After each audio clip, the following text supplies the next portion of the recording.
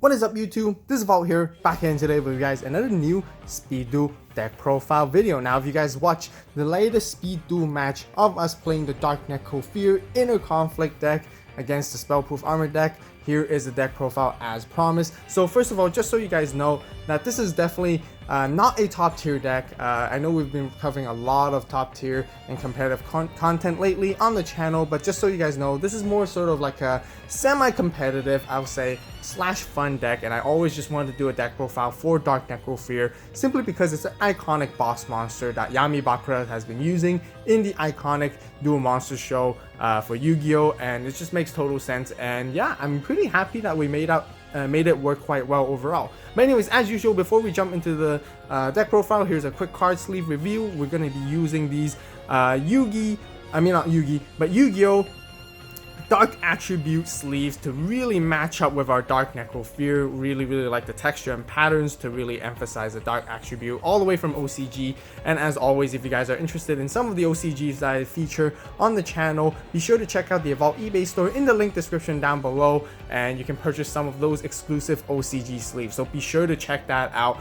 They're very limited in quantity, so be sure not to miss out overall. And we do ship internationally and worldwide, just so you guys know. Anyways, let's go straight first into the skill right here. We are playing Yami Bakura Inner Conflict, as I mentioned. Just straightforward, really great skill. Definitely a top tier skill in this current format. And as we guys know, that this deck is sort of like a different iteration or alternative build in reflection towards the Warrior Conflict deck, which is definitely a top tier deck. And we have featured that on the channel already, so be sure to check that out. Anyways, boss monster of the deck, 2 Dark Necrofears right here. You guys might be wondering why this card is just so great. I mean, it can be special summoned. It must be special summoned, and special summoning by banishing 3 fiend type monsters in your graveyard. It can be any fiend basically. And the second effect is just a really annoying effect. I remember playing this card in Duel Links, or playing against this in Duel Links. It was actually very difficult to go over with from time to time, but there's a lot of ways to sort of get over this card at the moment in the meta, especially like Inner Conflict itself, because a lot of people will be playing that. But anyways, let's go into the effect. So during the end phase, if this card is in your graveyard because it was destroyed in the monster zone by an opponent's card and sent there this turn, a very hefty requirement. Target 1 face-up monster your opponent controls, equip this card to that target. While this card is equipped to a monster, by this effect, take control of that monster. So essentially, it's just basically taking your opponent's monster if this card is ended up in the graveyard and destroyed. It has to be destroyed, just so you guys know. Keep in mind. But it's got decent stats. I mean, like, to special summon 2200 just by banishing 3 fiends from your graveyard, there's nothing, we don't do much graveyard recursion in this deck anyways, so it just really works out. And even if this card were to put into defense, it's still got a very strong 2800 defense, which not many monsters in the meta could easily run over it. So that's why we play 2, because it is sort of the main boss monsters. The next boss monster we play in this deck, of course, is Gap, the Divine Soldier right here.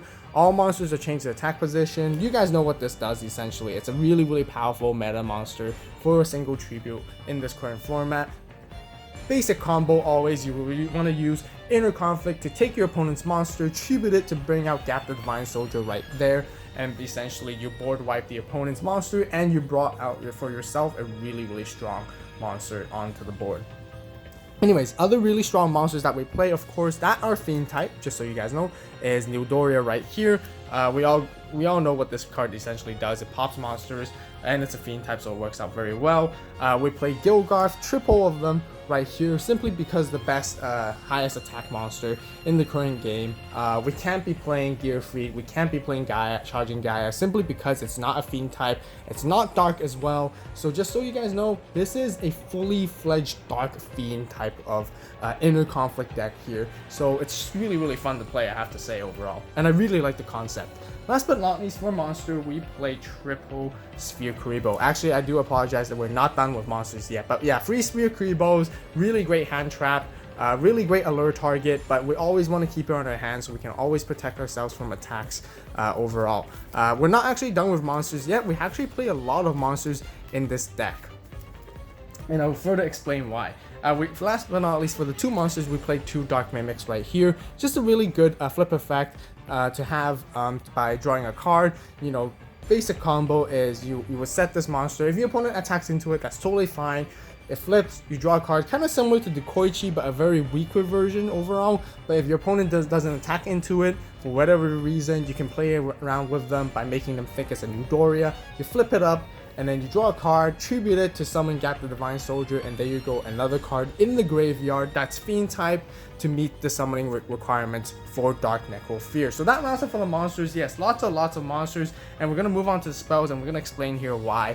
Because we're going to be playing triple Allure of Darkness. We have so many targets. We essentially have 4, 5, 6, 7, 8, 9, 10, 15 different targets. So you do want to max out on the Allure of Darkness, and this is why it's a Dark Necrofear inner conflict deck overall. And Allure of Darkness is a card that you don't really play at all in the traditional warrior conflict deck, but simply because now we're playing all these darks, Allure of Darkness is a must, and of course that's why.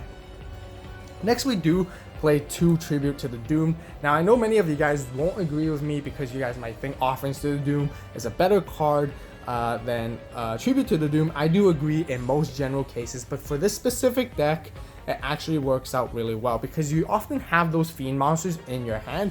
You want to pitch it away to the graveyard so you can bring out Dark Necrofear sooner than you really anticipate. I know it's not as versatile as Offerings to the Doom, but you really rather pitch a Fiend monster from your hand to the graveyard than skip a draw overall. That's the reason why. But if you guys don't like it, go for Offerings to the Doom, which is totally fine. But since we're talking about it, we do actually play one just to have some sort of like variance between the two and sort of meet different conditions. Now, unfortunately, in the Speed Duel match, we had to side all these cards out in the end because we were against Spellproof Armor and none of these worked against them. But anyways, last but not least, to round off, I played triple Dust Tornado for back row removal. Another really good trap card to suggest is definitely Zoma. Really great, really powerful, but it didn't really fit into the whole idea of it being in the graveyard and then you can sort of banish the Fiend. I really want to try to make this deck centric to Dark Necrofear, but it's definitely a good shout out and a good recommendation for you guys if you guys want to play some Zomas and fit some in there as well. You guys can take a few monsters out and then there you go, add some Zomas and you're good, and this deck works totally just as fine. That basically rounds off for the main deck. There are 24 cards, and I do mention the reason we're playing 24 cards in this deck is because we have so much draw power. We have Dark Mimic, we have Allure of Darkness, so it just works. The consistency works very well. Now moving into the side deck, we actually play a different skill. We play Twisted Personality in our side deck, which definitely is to basically counter any burn decks or Twisted Burn decks, any opponents that play those.